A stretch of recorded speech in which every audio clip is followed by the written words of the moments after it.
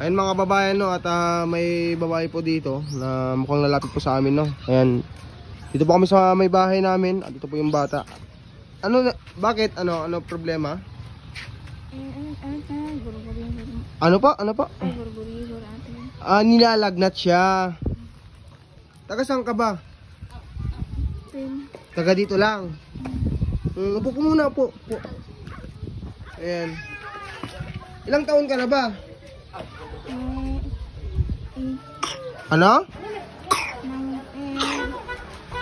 16. 16 ka pa lang. May anak ka na. Ilang taon na asawa mo?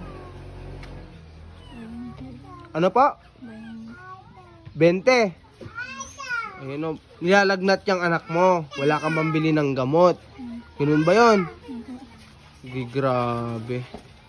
Nanay mo ba lola mo ba yung na-vlog ko doon sa may taas? Lola mo din yon. Kaya ka pumunta dito, alam mo nandito ako. Ayun, very good. Ay mga babayan, no, may anak siya. Ang taon niya po ay 16 years old. May anak na po siya. Ilan taon na yung anak mo? Ano? Isa. Isang taon. So nung nagkasawa ka, 15 years old ka. Kaya pala. Bata, no, mga babayan, no, 15 years old pa lang nag-asawa na siya. Ano, mahirap yung buhay? Mahirap. Gaano kahirap ang buhay? Pwede mo bang kwento sa akin kung gaano kahirap ang buhay? Anong naranasan mo sa buhay? Ano pa? Lakasan mo konti. Ano? Ganito lang din. Mahirap. Kumakain naman kayo sa isang araw, kumakain naman kayo ng 3 beses sa isang araw. Hindi. Oh, grabe. Sa isang araw,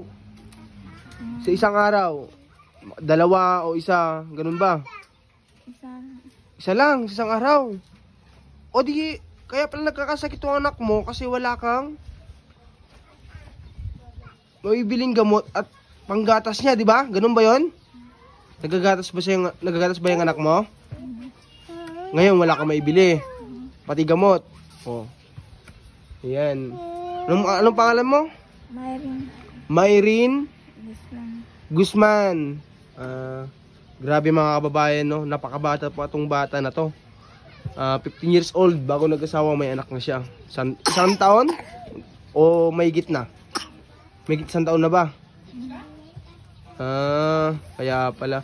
So ayan mga kababayan, may pera ko dito ha. Kaunti lang to, no?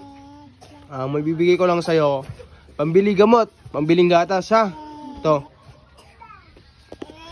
So yun mga kababayan, bibigay po tayo ng kaunti lang sa kanila, no? Ayan. Ito yung maraming mga bata dito. Kunin mo to.